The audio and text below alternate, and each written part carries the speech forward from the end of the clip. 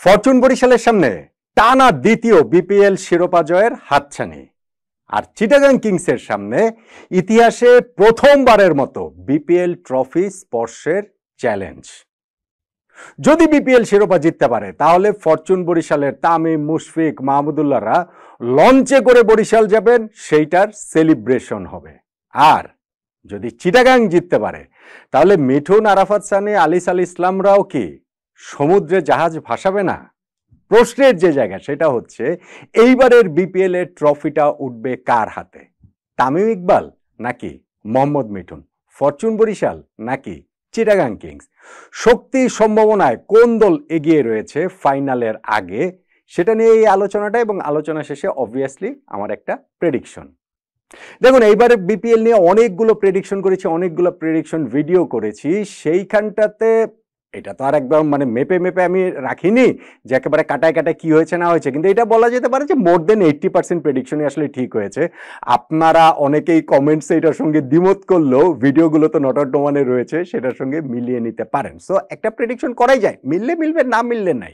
এটা তো আর আমি তো আর ক্রিকেট জ্যোতিষী না, আমি হচ্ছে গিয়ে পুরো বিপিএল এর বা দলগুলোর অবস্থার উপরে বিবেচনা করে কোন দলগুলো প্লে অফ খেলবে, কোন দলগুলো বাদ পড়বে, প্লে অফ থেকে কারা ফাইনাল খেলবে, এই হিসাবেই ফাইনালের শিরোপা কারা জিতবে ওইটার একটা প্রেডিকশন করছে। একটা গেম, একটা মজা, এই দ্যাটস ইট।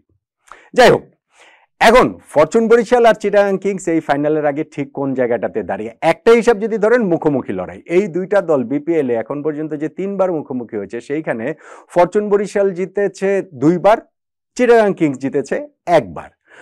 লিগ পর্বের দুইটা লড়াইয়ের মধ্যে প্রথমটা বরিশাল জিতেছিল, পরেরটা চিটাগাং জিতেছে। কিন্তু প্রথম কোয়ালিফায়ারে যে দল দুটো মুখোমুখি হয়েছিল পয়েন্ট টেবিলের 1-2 নম্বরে থাকার সূত্রে, সেইখানটাতে ফরচুন বরিশালের আরেকটা জয়, আরেকটা বিধ্বংসী জয়। সো এই জায়গাটাতে নিঃসন্দেহে বরিশালের একটা অ্যাডভান্টেজ থাকবে।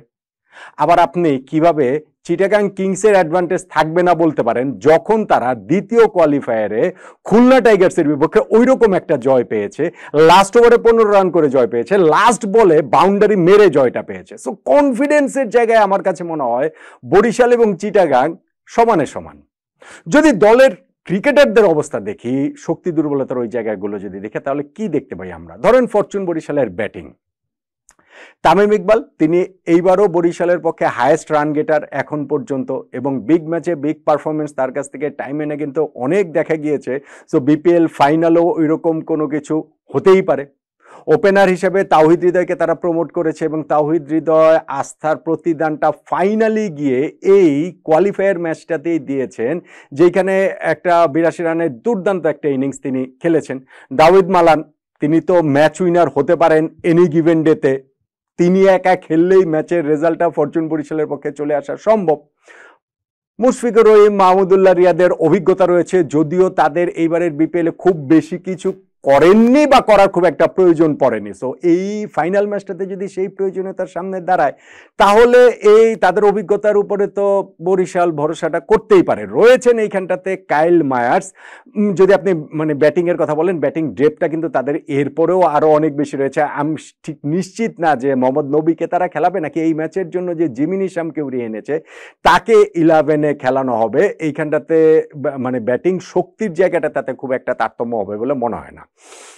শক্তির ডেপটা অনেক বেশি ইনফ্যাক্ট থাকবে।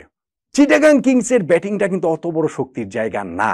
হ্যাঁ, বরিশালের বিপক্ষে যেই ম্যাচটা তারা জিতেছে সেই ম্যাচে তারা 200+ স্কোর করে জিতেছে, কিন্তু যেই দুইটা ম্যাচে তারা হেরেছে তার মধ্যে একটাতে তারা 121-20 এরকম রান করেছিল, আর কোয়ালিফায়ারে করেছে 149। আপনি তাদের ব্যাটিং এর ওই জায়গাটাতে যদি দেখেন যে পারভেজ হোসেন ইমন খুব বেশি ধারাবাহিক না, খাজা নাফি যদিও লেটে খেলা শুরু করেছেন এবং তিনি ভালো পারফর্ম করছেন এই জায়গাটাতে, শামীম হোসেন পাটোয়ারি তাদের এখানটাতে রয়েছেন, গ্রাহাম ক্লার্ক আছেন, আপনার তাদের এই ব্যাটিং লাইন আপে মোহাম্মদ মিঠুন ক্যাপ্টেন তিনিও রয়েছেন, কিন্তু ব্যাটিং লাইন আপটা খুব স্ট্রং না, খুব দীর্ঘ না।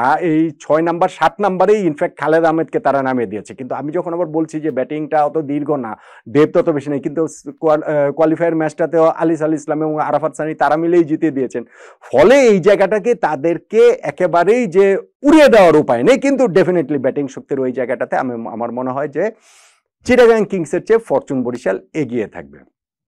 বোলিং বোলিংয়ের বিবেচনা যদি নেন তাহলে এইখানটাতে আমার মনে হয় যে চিটাগাং কিংসের বোলিংটা স্ট্রং, তাদের ব্যাটিংয়ের তুলনায় তো ডেফিনেটলি স্ট্রং। তাদের এখানে স্পিনার হিসাবে আরাফাত সানি রয়েছেন, আলিস আল ইসলাম এইবারের বিপিএলে তার মাঝখানে বোলিং অ্যাকশন নিয়ে ওই কি বলে চলে যে রিপোর্টেড তিনি হলেও তারপরেও কিন্তু তিনি খুব ভালো বোলিং করেছেন এবং তিনি ডিসাইডার হয়ে যেতে পারেন।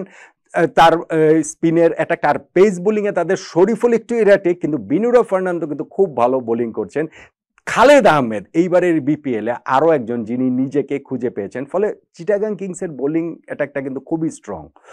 ফরচুন বরিশালের যে বোলিং অ্যাটাক দুর্বল এমনটা ভাবার আসলে কোনো কারণ নেই। আমি যেটা বলছিলাম যে স্পিন অ্যাটাকের কথা বললে নবী খেলবেন কি খেলবেন না এটা হচ্ছে একটা প্রশ্নের বিষয়, কিন্তু সেটা না খেললেও তাদের রিশাদ রয়েছেন, তাদের তানভীর রয়েছেন, ফলে এইখানটাতে কিন্তু তাদের পেস বোলিংয়ে মোহাম্মদ আলী খেলেছেন এই লাস্ট ম্যাচটাতে, সেখানে তিনি 5 উইকেট নিয়েছেন। ইবাদত এইখানটাতে আছেন, জিমিন ইসাম খেললে তিনি থাকবেন।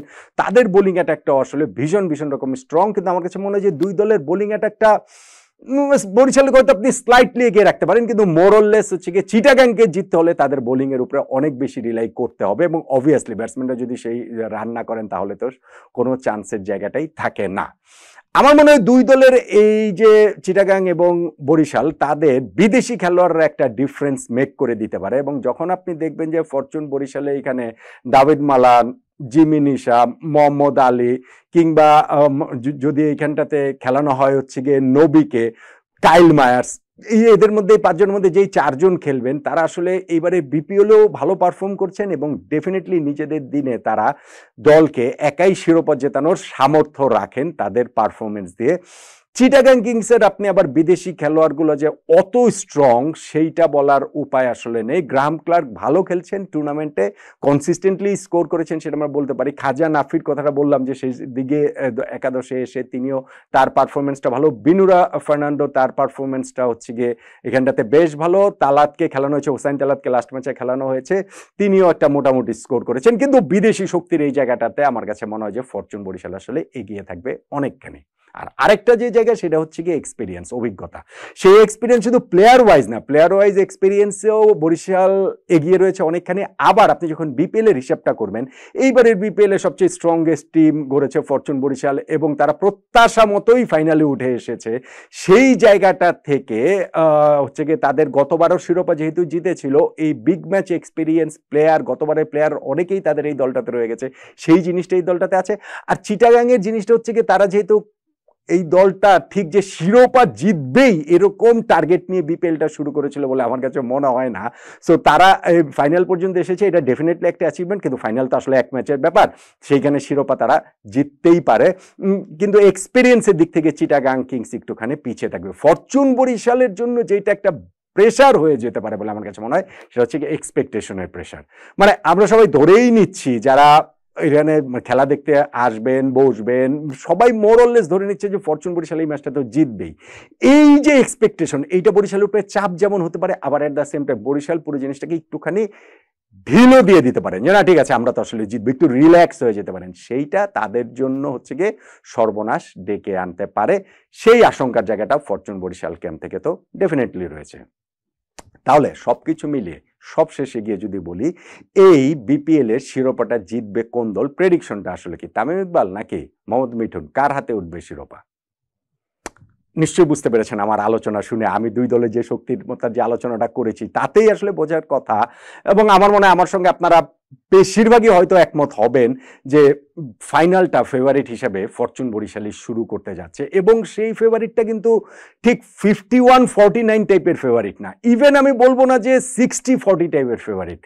আমার কাছে মনে হয় যে এই ফাইনাল ম্যাচটা বরিশাল শুরু করবে একবারে ওভারওয়েলমিং ফেভারিট হিসেবে, যেটা আপনি 70-30, 75-25 এইরকম ব্যবধানে এগিয়ে থেকেই ফরচুন বরিশাল এই ফাইনালটা শুরু করবে। সো আমার প্রেডিকশন হচ্ছে গিয়ে ফরচুন বরিশাল এই ফাইনাল ম্যাচটা জিতবে, টানা দ্বিতীয় শিরোপাটা তামিম ইকবালের হাতে উঠবে। দেন এগেইন অঘটন তো ঘটতেই পারে, ক্রিকেটে তো হতেই পারে, সেই অঘটন ঘটিয়ে কি মোহাম্মদ মিঠুনের চিটাগাং কিংস শিরোপাটা তুলে নিতে পারবে, নাকি আপনার প্রেডিকশনও যে ফরচুন বরিশালের তামিম ইকবালের হাতেই এইবারে বিপিএল ট্রফিটা উঠবে? আপনার মতামতটা জানাতে পারেন।